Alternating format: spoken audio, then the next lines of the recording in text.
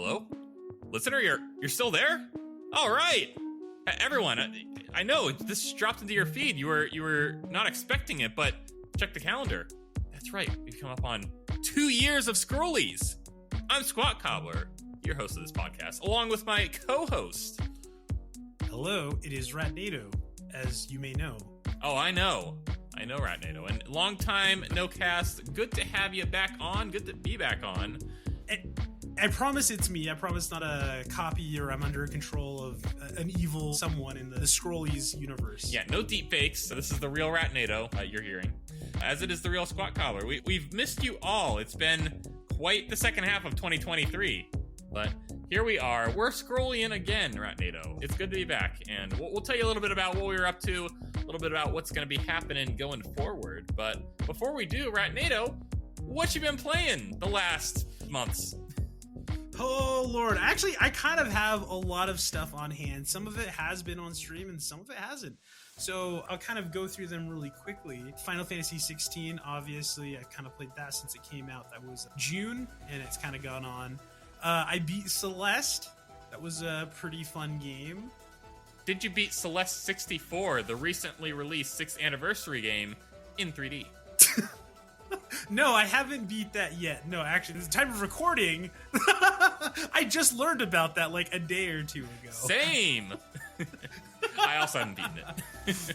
Celeste was really fun. I really enjoyed it up until the last level when I got really frustrated. I'm just like, okay, we get it. I have to learn how to chain 20 things together 50 times. And I did finish it. I was close enough, motivated enough. It's a great game otherwise. But I will say I was a little disillusioned at the end of like, I don't know, I kind of didn't enjoy the last level. It was a great game. I hated it. Yeah, exactly. I applaud your efforts nonetheless. Maybe next time consider getting good. No. Ratnado can claim having beaten Celeste, whereas I cannot. I only got to near the top of the mountain. I didn't quite reach the peak. So I will have to follow in his footsteps someday and finish out the game myself. I hope I didn't color it for you in a bad way. I think part of it too was just like everyone was like so positive in my chat, like, don't give up, you could do it, Ratnado. And I was like, I've done this like 15 times and I'm getting sick of it. As it goes. Well, you beat it, you rolled the credits, and a teardrop streaked down your face. No one has to know the real reason why. So yeah, we've got that. I mean, we're doing the wrap up on a lot of these things as well. I've been playing Craftopia. I've been playing Terra Nil. I've been playing Valheim with Militant Cow. Shout out Militant Cow, who has been furiously refreshing the feed nonstop. Him and so many others. Listener, I applaud you for being so on top of this subscription that you continue to refresh even when no podcast episode appears. But today that is different. What about you, Mr. Cobbs? Can I call you Mr. Cobbs? I've never done that yet. You may call me Mr. Cobbs. I haven't heard that one, but I have now. Feels nice. I've played quite a few things over the last little bit. Beat Tears of the Kingdom, which is significantly faster than Breath of the Wild, which took me about a year and a half to finally get to the arcade point of completion. Nonetheless, I feel very strongly about it. I honestly think it addressed all my complaints about Breath of the Wild, and those that it didn't, I feel like it at least reworked them to where I'm happier. I can tolerate the weapon breaking, among others. All in all, I mean, I won't say too much because I know that you yourself are taking the long way around the scenic route collecting Korok seeds. But it certainly has a better story, I'd say. Though I will say, kind of peaks and valleys. It starts and ends really, really strong. And then there's about 60 hours in the middle there where it's like, yeah, it kind of depends. It kind of depends on what's going on in the moment. There's definitely some complaints I have with it. And I think with just modern Zelda in general, that the non-linearity is hurting it story-wise. I think I can definitively say that now. I want them to bridge the gap even more, but they are trending in the direction I like to see. So I have strong hopes for the next one. And yeah, I definitely think you can check out and finish Tears of the Kingdom. Well worth it. Yeah, pretty excited. I think I've been playing Craftopia, which is Breath of the Wild with even more building and researching on top of it. And I kind of realized that, I think, yeah, kind of like what you're saying. I wish, Zelda, give me a straight through story. You were so competent at that at one point. Now here we are. I won't say great, but they were competent at it. Yeah. Nonetheless, I moved on to plenty of other games on stream. I mean, I think BioShock is what I was last streaming when we had our last released episode, but I beat that, played through Banjo-Kazooie, I played through Sonic 3 Air. Glad man approved, because Sega does what Nintendo don't. Not only is it the greatest Sonic game ever, it also comes with lock-on technology. Sonic and Knuckles with lock-on technology, only on Sega Genesis. But fans do what Sega don't. It was a widescreen fan port of Sonic 3 and Knuckles. I still got to and Knuckles, so that's being saved for the rainy day. But aside from that, I've played Batman Arkham, the first 3, which that'll tie in a little bit. Let me tell you. And then I'm currently playing through offline The Messenger, which is a side scroller. I saw Slim Cognito playing. I don't think he's out there anymore on the internet, but I hope you're doing well, Slim, wherever you're at. Really fun Ninja Gaiden inspired game. Really good controls and tight, and exactly as you'd want from a platformy, jumpy stabby. That's all I ever want from a jumpy stabby. You just want the tight controls, nothing else. Just tight controls. I don't need a narrative. I take back what I said earlier. As long as take back what you said 2 years ago in episode 1. Though I will say it is pixel art right now, so I'm sorry to disappoint you. Oh gosh, amazing! That's great. Lots of different games I think we've been playing. One thing that I know that you tried or played a bit. I think I might be misremembering this. Vampire Survivors. I have been playing that on the Steam Deck. In fact, I have played so much of it now that I realized that I was sorely mistaken in terms of content available in the game. Not only are there 4 characters, there's a bunch of characters and several different levels. I was only on level 1 the whole time, little did I know. And stories and side things and things to unlock, and I won't spoil it, but I'm working on one of the hardest challenges in the game right now. It has become I wake up in the morning, I grab my Steam Deck, and I play for like a half hour before I even get out of it. And being a 2D pixel arty makes the battery last forever, which I figured out is the pro strat for making your Steam Deck last on long plane rides. Yeah, it's a lot of fun. I have butt scratched the surface, now I know, but even then, the hour or 2 of time I've gotten out of it, I have greatly enjoyed, so I look forward to delving deeper. Well, Ratnado, it's good to be back. I know some of you may have had some questions about where we were, what we were up to, and let me just say, life happens, folks. I think for both me and Ratnado, we had slightly different reasons for taking that hiatus. I apologize for leaving it as we did on such a negative episode, and I apologize to Proc. He didn't realize he would have signed up for. But nonetheless, we are back now, and I think we can both confidently say that we will be back for the foreseeable future. We really enjoy doing this, and we have plenty of ideas for things to do going forward, for guests to bring on, both new and old.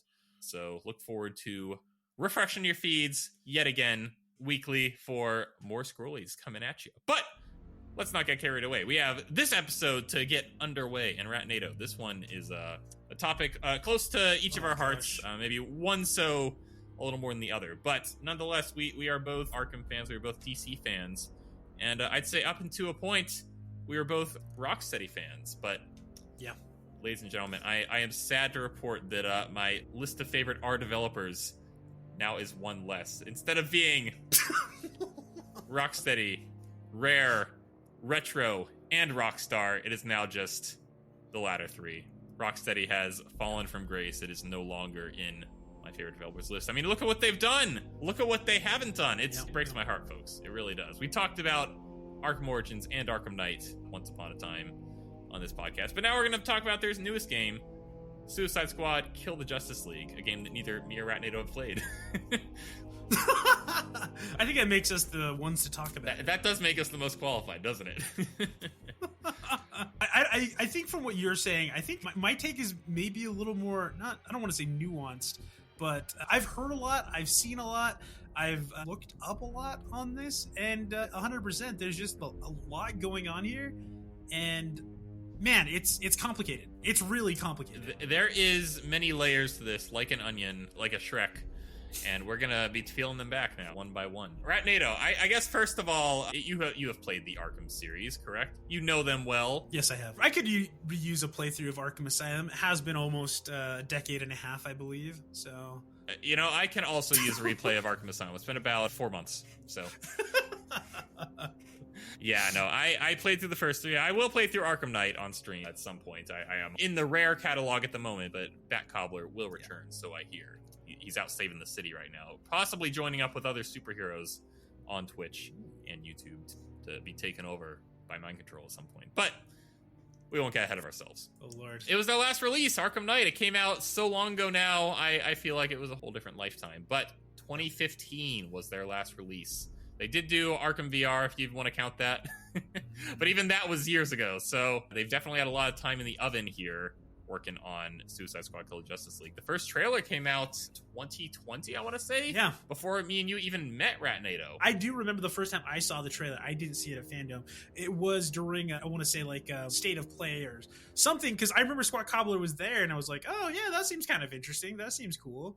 I'm into it. At the time, there was all these rumors about a Superman Rocksteady game, and that was the thing that I was like, oh, please let that happen. From what I'm hearing, that is most certainly what they wanted to do, and then I got stuck with this instead. If only we could have had a good Superman game. Oh my Even Lord. just one. It would have had to been announced a decade ago, I suppose. It's funny because the Suicide Squad game was teased at the end of Arkham Origins, which came out in 2013, 11 years ago. And that would have been developed by Warner Brothers Montreal. Went on to make Gotham Knights instead. And man, let me tell you, Gotham Knights not looking too bad in hindsight. Gotham Knights kind of fun. You bit. did play it, didn't you? I did play it. I haven't finished it. I've got like 15 hours into it. Like, that's a pretty decent length. Tell us, what'd you think of Gotham Knights? I get to play as Nightwing and Red Hood. Yeah, and to me, it's like, it's kind of samey. The controls don't feel as good as, an Arkham Knight. The graphics are kind of a big letdown. But I can play as Red Hood, and not seamlessly, but I can swap over to someone else, and it's kind of fun. It's kind of fun. Kind of fun. And Batman, though absent, both in the narrative and roster, you could say respectfully treated. There's that. Yeah, Montreal. I don't know. Who knows? Would we be complaining if they had gotten it? Who knows? We'll never know. We'll never know now. And I think there's one entity to blame for this entire situation we find ourselves in, but we'll get to that. Suicide Squad killed the Justice League. Here's the thing. I don't think I'm going to play it at this point, Ratnado. Really? Interesting. I know. Big if true, but it is true, and it is big. I am going to let this one pass me by. I simply can't bring myself to knowing what I know now about, for one, just the gameplay style. And I mean, like, hey, say what you can about looter shooters. I mean, some people love them. Plaid Man, I guess, up to a certain point. It's just not really my thing. And especially when you take such a great single-player developer like Rocksteady and you put them on that, you lose me a little bit.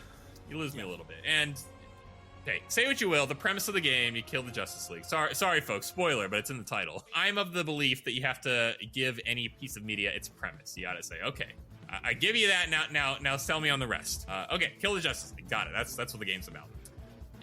It sounds kind of lame from what I'm hearing. Yeah. It's just kind of the same boss fight that's repeated with like slightly different twists on each of them. And Arkham began to suffer from that later on, but I'd say peaked with Origins, probably the best boss fights of the series, which wasn't developed by Rocksteady, so maybe that's telling. Yeah, 100%. I think that's kind of what's interesting, like you're saying, is like, this is like the kind of the tail end of just every single hyped up thing and mentality towards video gaming that's kind of been for a while, and I think it kind of just came together, and every single person was like, well, I think it should be this, it should be this, it should be that, and in the end, you get a thing that like doesn't really feel like authentic to people who like DC, to people who like the Arkham series, and then, I mean, I guess you're saying, you're kind of pleasing like the person who's just like, I don't know, I kind of like the live service, and that's fine, you know what I mean? There are people who, like you're saying, there are people who are like fine with that. Yeah, there are. I'm not one of them. It is telling when 3 of my 4 favorite R studios have succumbed to live service. Granted, 1, I like Sea of Thieves. 2, Rockstar makes great single-player games with the multiplayer tacked onto it, so at least you get the single-player aspect of it. But yeah, I'm like, okay, I get it. There's battle passes, there's seasons. Cool. I don't even really like what's here to begin with, so yeah, that's not really gonna further sell me on it. And then it's kind of also in the vein of like $70 on Steam that I'm aware of. I'm sure it's basically the same on PlayStation and Xbox, which is full price game. That's a completely other topic, but I'll just say briefly that I'm kind of okay with games becoming more expensive if they're going to give something more. And when it's software as a service, when it's a live service, when it's battle passes and seasons and all that kind of thing, I kind of feel like you don't get to charge full price for a game. They're siphoning my wallet. They've got a line that's just drawing out my financials. Gotta cut the feed. I have to say no. Because you're saying, like, no, you're out, you're done. I told you before that I'll play it, but it's under one condition. I will get this game, and that's when they do the Marvel's Avengers thing, admit they failed, hey, we're delisting it, buy it now for $3 before it's gone forever. This is your last chance. The ultimate sign of failure. Not only is it just dropped, but it's scrubbed from existence. It's Thanos snapped. I guess in this case, Darkseid snapped. Darkseid snapped. That'll be the day. I will at the very least deem it acceptable on that day. Yeah, and that's kind of how I feel. Because what I've heard from a lot of people, I think there's a couple different views on it. And I won't get too deep into this. But as you're saying, having the premise of it, I think is fine. I think some of the things that people are really upset about, I 100% understand. I don't know if we're going to talk spoilers about that. Some deeply disrespectful stuff that I think that happens. And when you put it in the perspective of, like, this is a Suicide Squad. If you know the Suicide Squad, even if you've just watched the 2016 Snyderverse movie, I mean, you kind of knew where it was going to go, but still, I think there's just like a tone around it that just from everything I've seen, I'm just like, Rocksteady had so much respect for everything. I think of Arkham City, every single Easter egg in that is like, oh, that's a comic reference. Ooh, that's a game reference. I remember that in the animated series. And everything was done, and you could tell, like, these are fans of the entire universe. These are fans of not even just Batman, of Superman, of every single thing in it. And just what I know from this, it's just like, I feel like, do you like DC? I think a number of things have changed in that time, and we'll talk about a little bit of that in a second. Though, without getting too into it, everyone, if you know, you know. Let me just say, in Arkham City, there's a funny little bit where you come across Harley Quinn, who's been disposed of by the Joker through being tied to a steel beam, and you have a prompt where you can take the tape off her mouth, hear what she has to say, and then put the tape back on her mouth as many times as you feel like. What are you? That's it! If you're gonna keep doing that, then I'm not talking anymore! Don't you dare! And given just that on its own, I have a feeling the outcome of this game was never intended by the original developers. Yeah. Oh, yeah! That's 100% true. Not with this version of the character. I think that if you were gonna make... that's the craziest thing, though, is I think if you're gonna make, like, a looter shooter, Suicide Squad is, like, kind of a really fun way to do that. In a way that, like, people would recognize who you're talking about. Your characters. Yeah. And maybe that's where it is. Like I said, I have a couple friends who are playing it and they're liking it. Like, they're not like it's the best game of all time, or they're not like huge Rocksteady fans or whatever. Maybe they played some of the Arkham games, but the parts that they're enjoying about it is just like, it's just kind of a fun game. So I mean, at least it has that going for it. Yeah. And I mean, obviously DC fans will benefit more from that. I think that some of the key figures within Rocksteady at a point were DC fans first and foremost. Obviously, Warner Brothers was their parent company, so that will influence things greatly. But a number of the key members, such as Sefton Hill, have moved on to form a new studio, and I think that's an indication of how far they have fallen. Sure enough.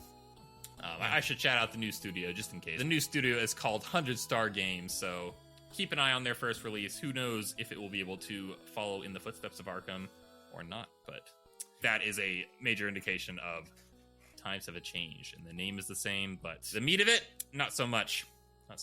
Yeah.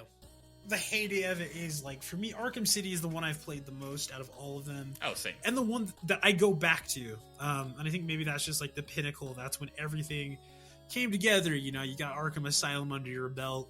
That at that point, maybe they didn't know, but they're getting an origin spin-off. They know that, hey, the future's looking good. We've got some successes. Let's go all out in Arkham City. And I think I'm still always going to kind of see that as the gold standard. And because there were even things at night that I was just kind of like, I don't know, this is good. It kind of seems like they didn't know what more to do.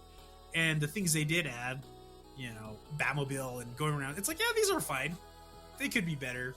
And it just, like, from everything I've seen, I've watched the trailers, I've watched a little gameplay just because I wanted to make sure that I was, talking a little, like, not just like I haven't even seen the game or anything. I know nothing. Let's talk about it. It's kind of sad because it is kind of seems to be only in, not even name, because it's not like, Arkham, Suicide Squad, Dash, it's not even that kind of a thing. And so, but I don't know, I feel like a lot of stuff does that these days, where it's just like all the reboots we're getting, just tack it onto something people have liked previously. Yeah, and I mean, here's the thing. I'm sure there are some developers there still who were there on the Arkham series. Like, we're not saying that, but the spirit of the company has moved on, and it has been replaced by the void of corporate greed and executive oversight. I think Warner Brothers has far more say at this point than they ever did in the Arkham releases. If only because now Rocksteady's a heavy hitter because of those games. Whereas back in the day, they only even got the opportunity to make a Batman game because the Dark Knight movie tie-in fell through last minute. So with that, I mean, it is what it is. I think it's just obvious by some of the story decisions they're making, let alone in the main campaign, but even with some DLC releases. Hey, Joker's back, but he's not the Joker you knew. He's another Joker who's like a hipster. And I've heard like stories. We're gonna see some of the old maps, and you're gonna get to explore. It's like, okay, yeah, I get it. You're reusing the assets. You're using things that we knew and loved at the time, but you're not getting it quite right. You're just kind of putting it back in there for the sake of selling it. But I'm not sold. And I don't think I will be at this point. Yeah. I think in that case, there's the only thing that would really work for me in that kind of a sense is like, I don't even know. It's trying to be an omnibus, if you will, of everything. And I don't know, maybe if they add in the other games, then it would justify the purchase. Hey, buy Suicide Squad, and it's one big world, and you can play these now. At that point, don't sell full price up front. Yeah. I've heard I think it's already gone on sale. And already? Oh, that's rough. It's not even a week. It made something about like I think it was like making records with like not sales but refunds. Yeah, I heard about that.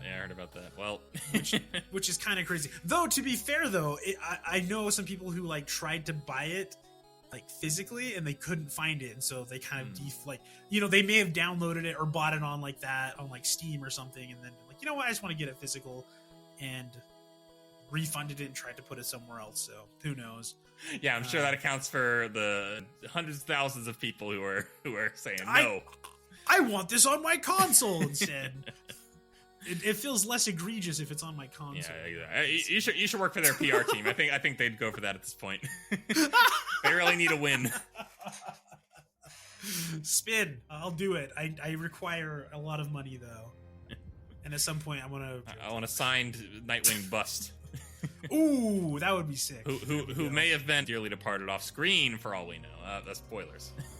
Oh gosh. We don't know. We can only speculate. So what could this game have done when you first heard about it and you were excited it? What were you expecting, and what did it look like as a good game to you?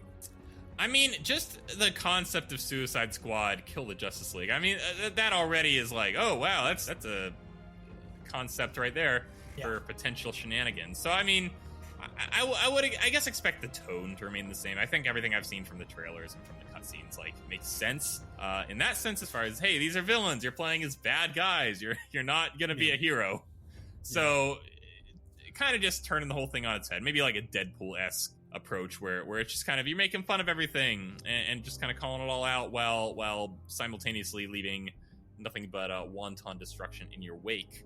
That said, I wouldn't have it be a looter shooter. I would keep it to a kind of a single player open world exploration game. As far as swapping between the characters, I maybe have it more on rails as far as this character is for this mission, whereas you kind of play through this mission from this one character's perspective, and the next, you're playing as King Turk now, and okay, we're back to Captain Boomerang. So you kind of make the rounds that way, but it's also kind of the level design is set up for pretty different move sets, and I think that's another complaint I've been hearing is that they all kind of control the same.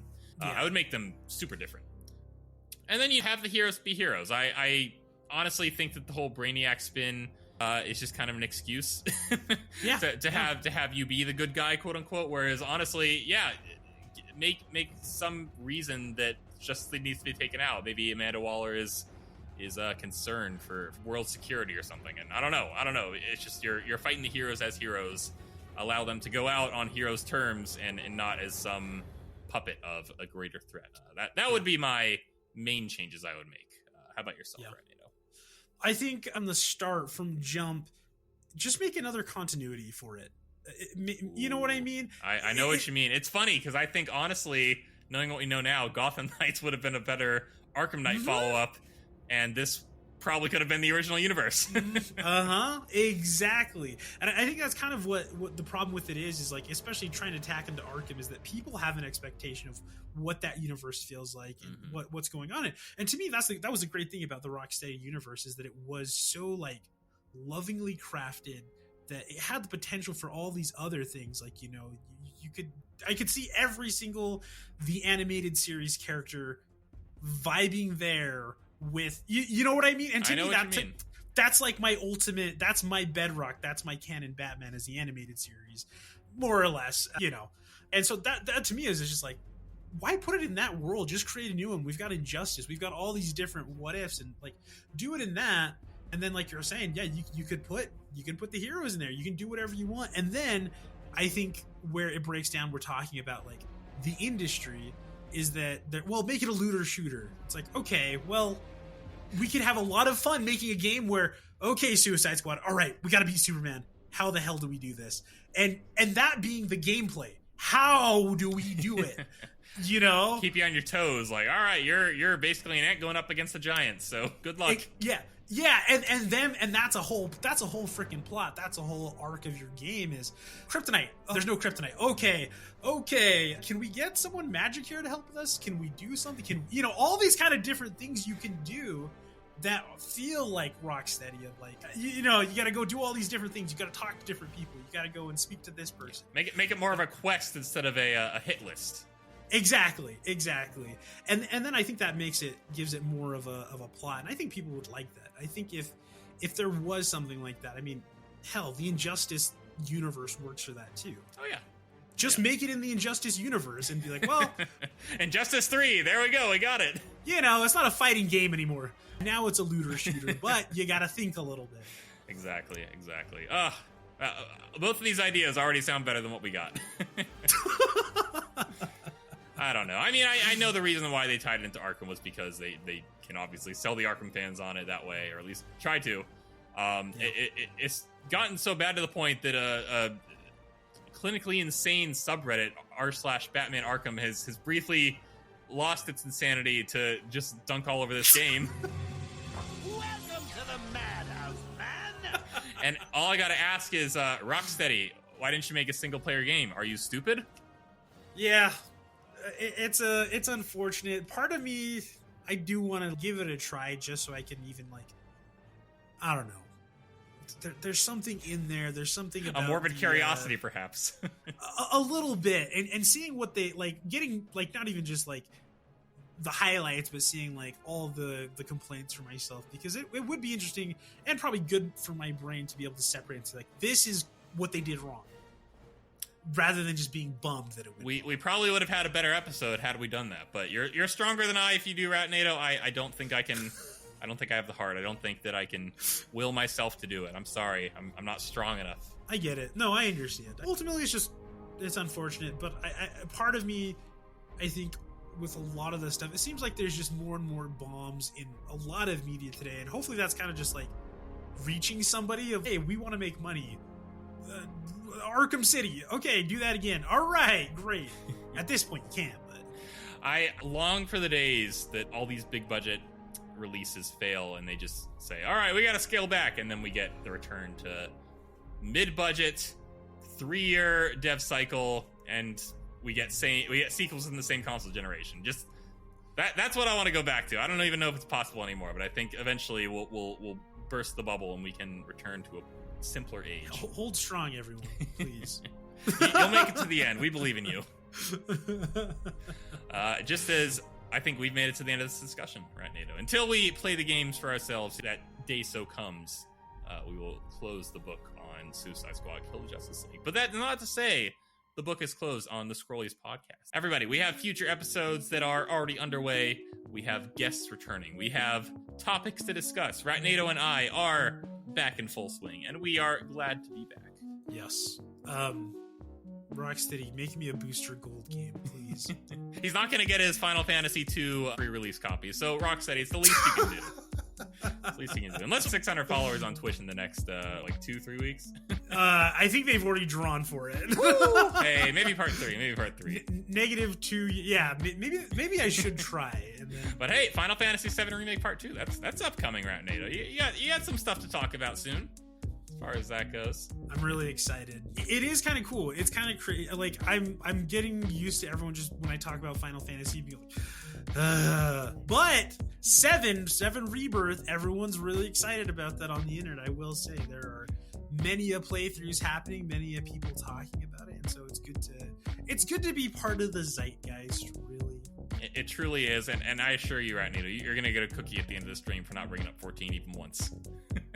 I almost did too, and I was like, let's see if we can do it. I believe. I think we felt strong. I likewise. I mean, Mario vs. Donkey Kong remake coming up pretty soon. I have some game releases that I am looking forward to this year. Snake Eater remake, even some non-remakes. Pacific Drive. That looks like a pretty neat title. It's coming out pretty soon. So I look forward to talking about these and all things on the Scrollies podcast. Over on Twitch and YouTube, I have the Retrospective about to begin. We're going to be starting off with their first release, Jetpack, as well as the other games featuring the Jetman, Lunar Jetman, Solar Jetman, and Jetpack Refueled. That'll be our next stream this weekend, and then we'll be continuing throughout the year with other Rareware developed games, all leading up to the 30th anniversary of the DK Revolution this November with a DKC trilogy playthrough. But with a twist, I won't speak too soon. It's months away. We have a lot to do between now and then. Hey, I'm streaming again. I'm not ready to say I have a schedule yet, but most mornings I am at the moment playing video games. That might be Fortnite with Papa Warstaff. Please, if you like Fortnite, come check it out. We need to fill out a squad. Currently, at the moment, you can get the Solid Snake and Old Snake skin. And I have the Raiden skin. We've managed to avoid drowning. Good job. I still gotta get it. Eggy said that we would do it together, and he hasn't hit me up. He's playing too much Lethal Company. He in fact messaged me late last night and sent me a screenshot of his quota totaling 3370, and he said, "We don't need you. Stay in Hawaii." Oh my gosh, Eggy! Cold as ice, Eggy Carton. Well, guess what? I'm not in Hawaii anymore. I'm back. And streams will follow in my wake. All right, everyone. Good to be back on Scrollies. I've been SqatCobblr of the Scrollies podcast, and I'm joined by my co-host. It is I, Ratnado, TeamRatnado for you. Right now, Chunky Rat on the Rat's Nest Discord. It's caused some confusion. It is very confusing, much as I am War Squaff. I was wondering how that was pronounced. I didn't know it was War Squaff, War Scaff, War Squaff. However TTS wants to say it, all 15 versions of it. And we look forward to catching you next week with another episode. We look forward to seeing you then. We will catch you in the next one. See you later. Bye.